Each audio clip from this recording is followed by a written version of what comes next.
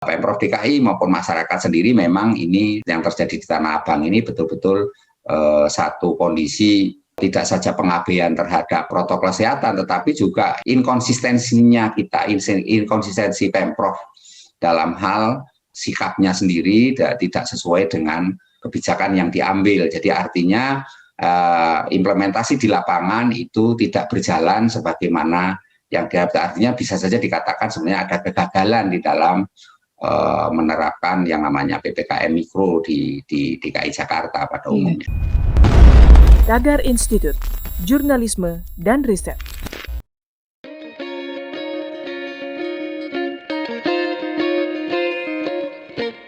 Halo Tagarian, berjumpa lagi dengan saya Afi di Tagar TV.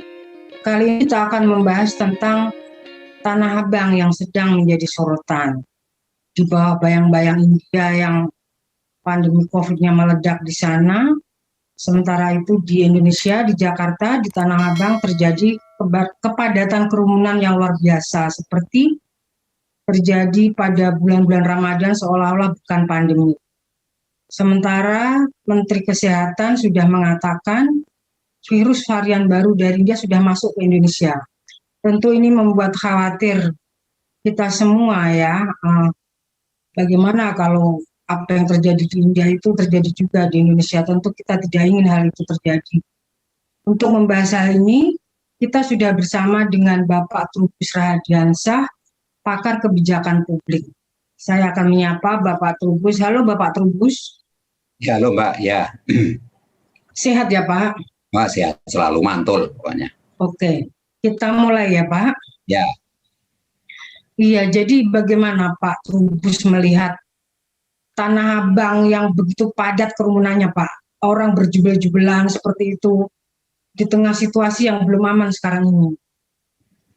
Ya, menurut saya ada dua hal itu Mbak. Satu dari sisi Pemprov ya, Pemprov sendiri sebenarnya sekarang ini kan Pemprov menerapkan yang namanya PPKM Mikro ya, PPKM Mikro di mana kemudian seharusnya segala yang berbentuk berbau kerumunan itu harusnya ditiadakan.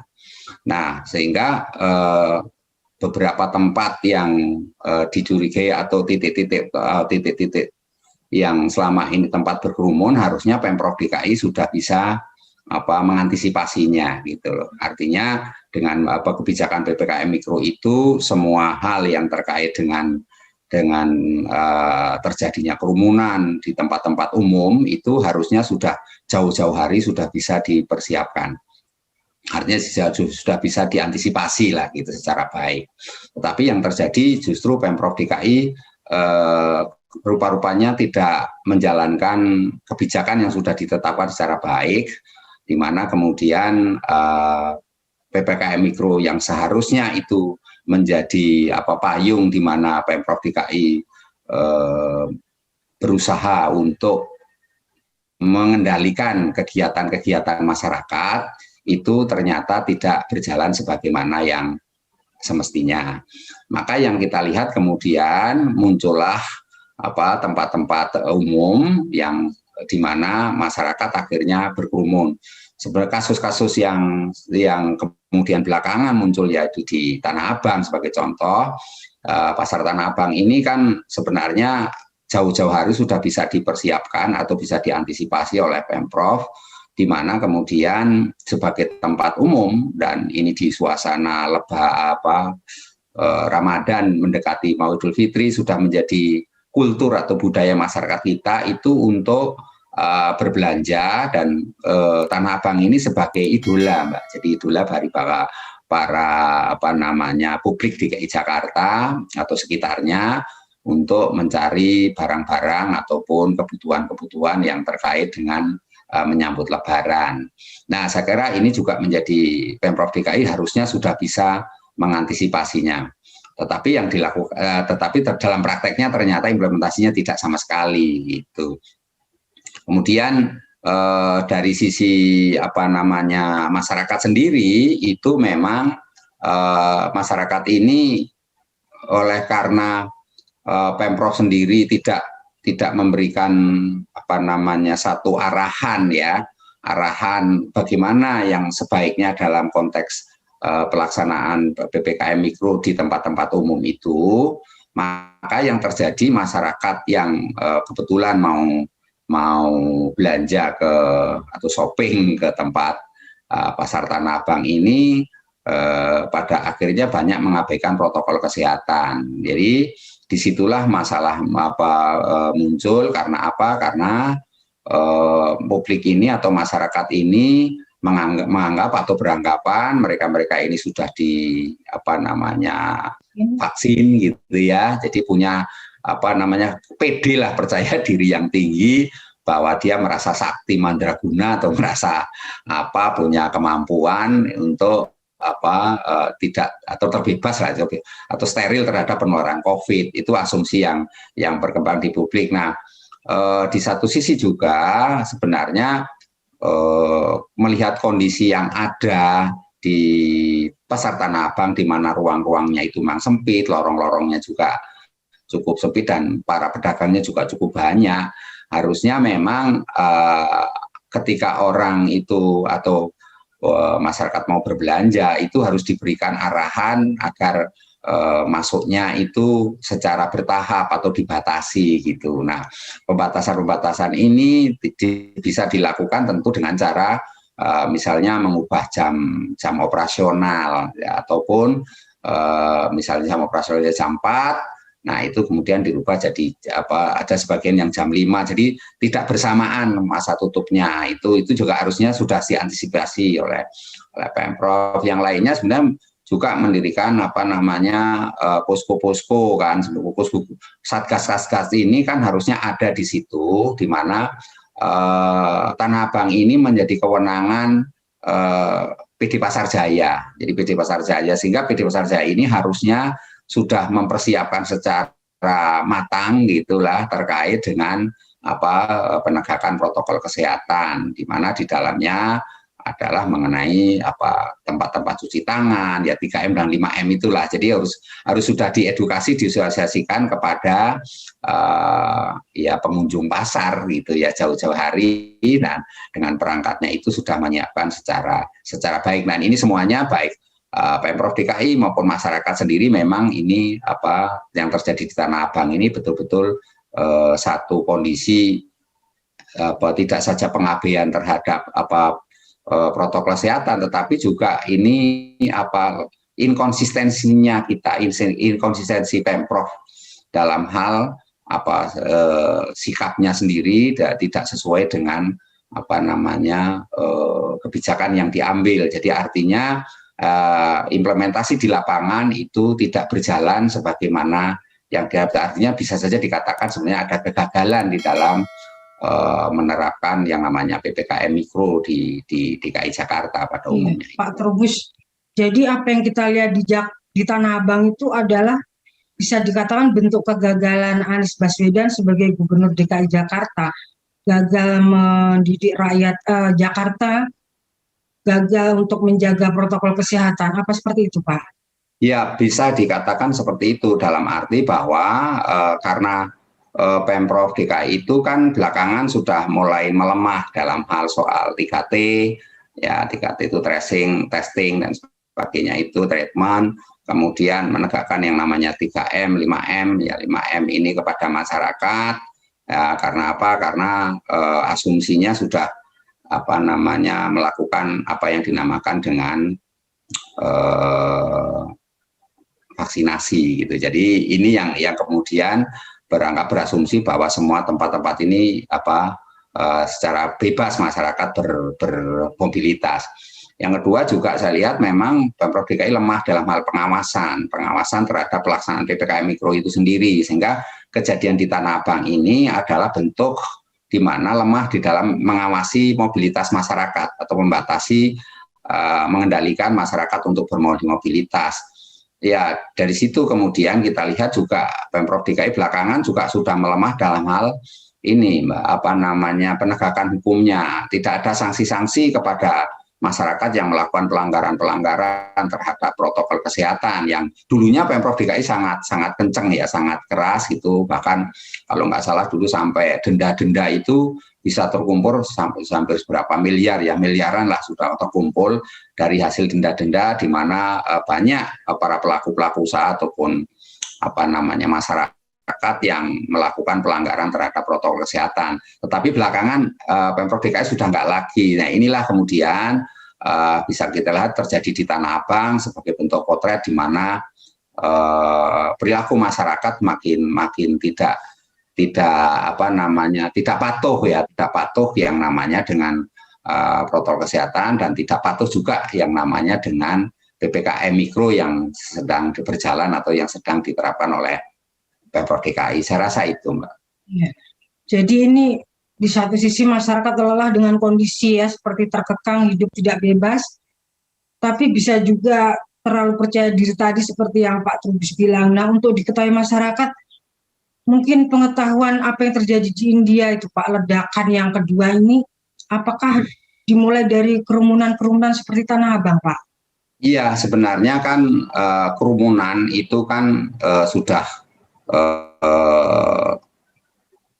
terjadi di beberapa negara ya sebagai epicentrum tempat terjadinya penularan COVID. Nah, itulah kemudian WHO itu menetapkan di dalam yang namanya kerumunan crowd itu yaitu bagian dari yang harus dihindari gitu, sehingga dilarang lah.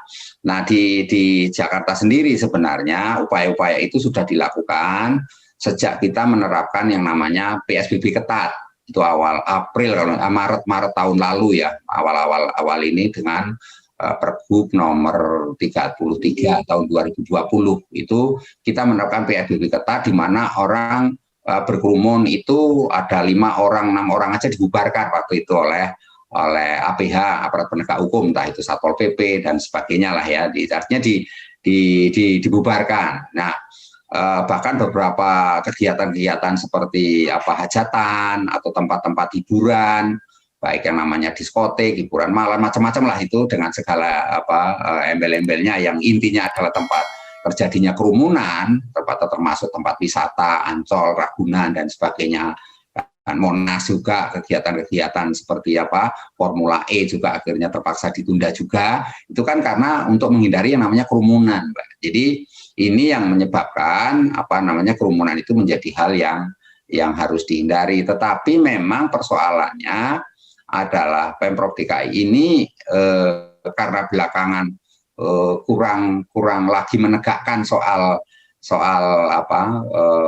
protokol kesehatan termasuk di dalamnya kerumunan. Nah, inilah kemudian banyak kerumunan muncul gitu, dan banyaknya kebijakan yang berubah-ubah ya, inkonsisten, kemudian istilah bahasa Jawanya mencela-mencela, berubah-ubah.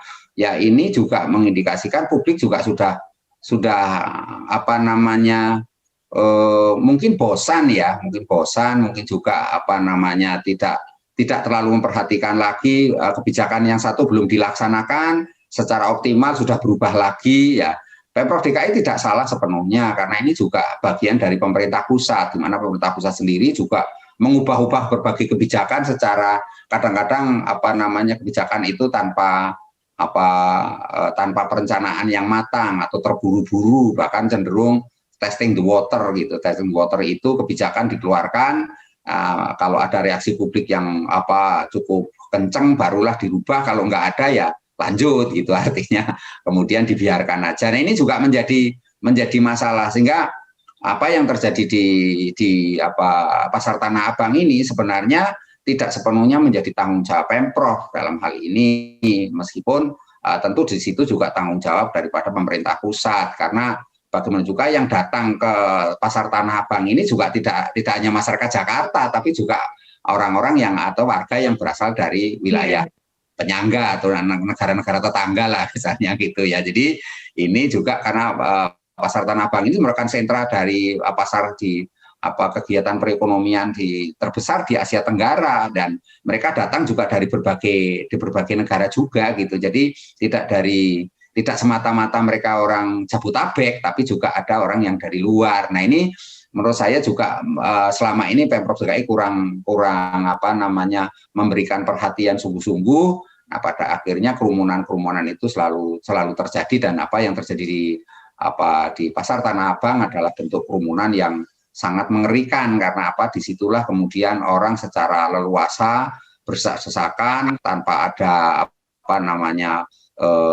istilahnya pengendalian atau pembatasan. Maka yang terjadi adalah yang seperti yang beredar di medsos itu, yang dimana Pak Trubus, kalau kita cuek, masyarakat cuek, tidak peduli kerumunan, kira-kira risiko buruk apa Pak yang akan kita alami? Ya, kalau resiko buruknya tentu yang namanya kerumunan ini kan akan menjadi horor dalam penularan COVID kan. Apalagi belakangan pemerintah pusat melalui Menteri Kesehatan juga sudah diumumkan bahwa di Jakarta ini itu sudah muncul varian-varian yang baru, dari tidak saja varian yang berasal dari Wuhan atau Hubei, tapi juga ada virus COVID varian dari London misalnya, kemudian belakangan dari Brasil juga ada, kemudian ada varian dari Afrika, dan terakhir lagi dari India yang mutan itu. Nah, ini semuanya mengindikasikan bahwa varian-varian ini mempunyai kecepatan dalam penularan yang sangat tinggi. Karena itu kerumunan-kerumunan ini akan menjadi istilahnya epicentrum bagi penularan, dan tentu ini menjadi horor. Karena karena kita sudah mempunyai pengalaman berkali-kali bahwa setiap adanya hari libur itu kan tempat-tempat wisata kan selalu penuh, ya, orang berkerumun di situ.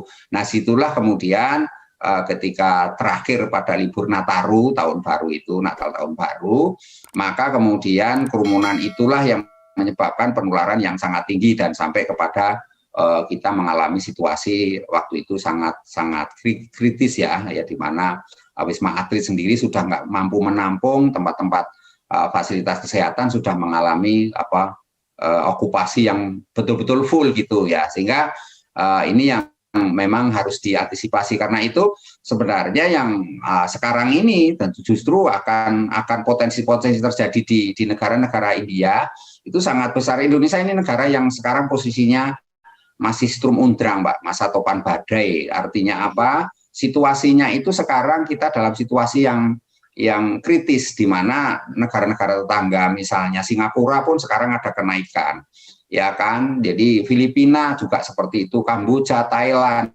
bahkan Papua Nugini, termasuk Timor Leste juga dalam posisi. Jadi kita ini, Indonesia ini dikepung oleh tingginya angka penularan COVID di berbagai negara. Nah, otomatis ini akan terjadi di Jakarta, karena bagaimanapun juga Jakarta sebagai ibu kota negara. Nah, tentu ini akan karena itu kebijakan yang keluar kan seperti larangan mudik, kemudian juga kebijakan-kebijakan untuk menutup tempat-tempat terjadinya kerumunan. Tetapi dari satu sisi kemudian kebijakan kita juga seringkali ambigu, Mbak, paradoksal juga, kontraproduktif, misalnya melarang mudik, tetapi kemudian di satu sisi tempat-tempat wisata dibuka, ya kan, tempat-tempat ibadah juga dibuka. Lah ini termasuk juga terjadinya kerumunan di Tanah Abang itu kan. Jadi akhirnya harapan kita untuk segera memutus mata rantai penyebaran COVID memang jadi makin jauh, Mbak, gitu ya, makin jauh. Karena karena ya seperti kita ketahui bahwa penularan-penularan yang terjadi lewat kerumunan ini sudah berulang-ulang, dan inilah kemudian kita seolah-olah lemah dalam hal penegakan protokol kesehatan maupun penegakan hukumnya, sehingga ketika terjadi pelanggaran-pelanggaran itu hampir tidak pernah ada sanksi di belakang dalamnya. Kita juga nggak mau yang kedua itu situasinya kembali sia-sia perjuangan kita selama 14 bulan ini, 1 tahun lebih ya kita berperang melawan COVID. Kemudian kita akan kembali seperti yang terjadi di India, kembali nol lagi, situasinya jauh lebih tak terkendali. Ya ini semuanya kan jadi kita juga nggak mau, dan masyarakat harusnya inilah tugas pemerintah termasuk Pemprov DKI mengedukasi kepada masyarakat lagi, Mbak. Jadi diedukasi terkait dengan bahaya COVID maupun bagaimana penegakan protokol kesehatan secara ketat itu diterapkan. Dalam hal ini PPKM mikro ketat, kemudian kampung tangguh yang sudah dikeluarkan oleh Polda Metro ya di beberapa tempat di DKI Jakarta. Kemudian kita mengeluarkan lagi namanya Ingup 32 kalau nggak salah, itu terkait dengan RT atau RW yang merah, itu zona merah, itu harus diberlakukan sampai yang namanya jam malam. Nah itu juga harusnya itu yang semua sekarang diimplementasikan atau dilaksanakan secara ketat, Mbak. Karena kalau tidak kita memang harapan untuk segera selesai atau melandai mengenai COVID ini memang agak sulit, Mbak. Jadi yang terjadi adalah selalu berulang-ulang ada kenaikan dan dalam tempo 2 minggu ini sudah ada kenaikan yang cukup signifikan, Mbak, di Pemprov DKI, di wilayah DKI Jakarta ya, khusus DKI Jakarta. Nah ini kita bisa bayangkan bagaimana nanti setelah Lebaran ini orang mudik pada ngotot saja dibuat aturan mudik, juga banyak yang nekat mudik. Ya ini juga menjadi potensi penyebaran juga, dan ada kebijakan dari pemerintah pusat juga mengenai wilayah aglomerasi di mana boleh mudik lokal, meskipun ini juga inkonsisten juga, awalnya mudik aglomerasi dibolehkan, Jabodetabek boleh, orang berpulang kemana saja boleh, tapi sekarang muncul lagi kalau nggak salah 2 hari yang lalu itu dari gugus tugas COVID mengumumkan dilarang mudik lokal. Nah ini juga informasi-informasi ini tidak dikomunikasikan secara baik kepada publik, Mbak. Jadi publik itu banyak nggak tahu. Nah ini ya juga menjadi masalah. Nah ini saya kira memang ada perlu ketegasan kalau memang dilarang ya dilarang saja, dilaksanakan semua yang sudah PPKM mikro dilaksanakan secara ketat gitu. Kemudian untuk wilayah-wilayah zona merah itu juga harus diperketat sedemikian rupa. Kemudian juga melakukan vaksinasi ya itu harus terus dilaksanakan. Yang penting juga itu 3T itu. Jadi 3 tracing testing ini dilaksanakan lagi, Mbak. Jadi diedukasi lagi ke masyarakat. Kemudian yang terakhir ya itu prokes ini harus betul-betul menjadi prioritas dalam hal kegiatan aktivitas masyarakat DKI Jakarta itu, Mbak. Oke. Pak Trubus sudah menjawab semua ya, termasuk saran kepada Pemprov DKI, saran kepada masyarakat, semua sudah diterangkan oleh Pak Trubus. Nah, untuk yang terakhir mungkin untuk penegasan apa terutama yang harus dilakukan Pemprov DKI supaya yang kita lihat di Tanah Abang itu tidak terjadi lagi, Pak? Kalau untuk kasus Tanah Abang itu yang perlu dilakukan Pemprov DKI satu ya, untuk itu posko-posko itu diaktifkan secara masif ya, posko-posko COVID, Satgas COVID itu masif dalam hal apa? Dalam memberikan edukasi kepada masyarakat ya. Diedukasi pengunjung pasar itu kita juga tidak mau, Mbak, tidak mau yang namanya Tanah Abang itu menjadi sepi. Ini kan akibat blow up media ini, kemudian Tanah Abang belakangan 1 hari 2 hari ini kan sepi lagi tuh. Jadi ini kita juga nggak mau, karena bagaimana juga pasar Tanah Abang ini menghidupi jutaan orang ya, dalam pekerja, tidak hanya pedagang pasar, tapi juga ada kuli panggul di situ juga hidup di situ gitu ya. Jadi menurut saya ini Pemprov DKI betul-betul harus secara matang memetakan berbagai persoalan, di mana kemudian jangan sampai kebijakan-kebijakannya ini kemudian merugikan nama Tanah Abang sendiri gitu ya, sebagai pusat perekonomian. Nah, yang kedua menurut saya itu penjadwalan dari penutupan ini juga, penutupan dan pembukaannya ini diatur sedemikian rupa gitu ya. Artinya kan di situ kan ada ganjil genap ya, misalnya untuk yang ganjil itu jamnya lebih dulu tutupnya, kemudian atau yang genap lebih dulu tutupnya. Nah, itu kan bisa diatur tuh. Ya, jadi PD Pasar Jaya yang tahu persis. Nah kemudian pedagang-pedagangnya ini kan banyak sekali yang berdempet-dempet itu. Jadi karena memang ruangannya kios-kiosnya itu kan sempit-sempit tuh ya, karena sewanya.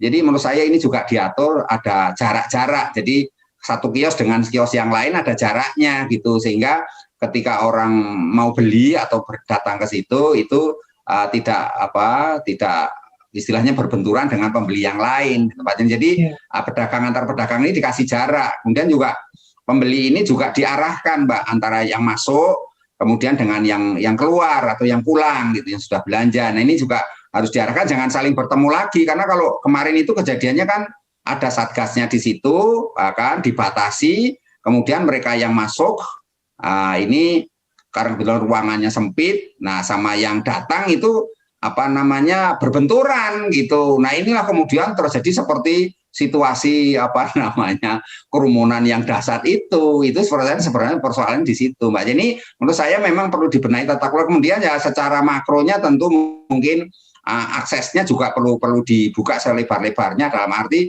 pintu-pintu masuknya tidak hanya satu pintu, tapi juga beberapa pintu diatur sedemikian rupa. Ya saya yang tahu tentu PD Pasar Jaya lah, artinya itu dikaitkan dengan moda transportasi yang ada supaya masyarakat itu tidak semerta-merta menggunakan angkot, tapi juga pengaturan terkait dengan ini apa namanya stasiun Tanah Abang, karena belakangan Pemprov DKI kemudian Gubernur memutuskan untuk menutup atau tidak boleh berakses aktivitas di stasiun Tanah Abang. Saya kira itu juga nggak bijak, karena apa? Karena itu mereka-mereka yang hidupnya artinya mereka memang naik turun dari situ jadi jauh kemana kan gitu. Kalau misalnya tempatnya ditutup, saya kira bukannya ditutup, tapi harusnya diatur ya kan, dibuat pengetatan dikendalikan supaya tidak pada jam yang sama, dan keretanya juga dibuat sebanyak mungkin. Jadi masyarakat itu ada jam tertentu untuk arah kemana, misalnya arah ke Bogor atau arah ke Serang, nah itu harus dibuat penjadwalan yang ini. Artinya itu bisa diatur lah, tapi juga tidak harus kemudian melarang atau menutup stasiun Tanah Abang, di mana itu dianggap sebagai sumber banyaknya orang berkerumun di situ. Nah ini menurut saya juga hal yang perlu dikaji, perlu ditelaah, saya kira, Mbak. Saya kira itu. Ya. Baik, terima kasih Pak Trubus sudah meluangkan waktu untuk diskusi bersama kami. Mudah-mudahan didengarkan oleh pengambil kebijakan di Jakarta ya Pak. Ya. Demikian Tagarians, perbincangan kami dengan Bapak Trubus Rahardiansah, pakar kebijakan publik, tentang bagaimana mengurai kerumunan di Tanah Abang supaya tidak terjadi lagi. Terima kasih telah menyimak kami, sampai jumpa di lain kesempatan.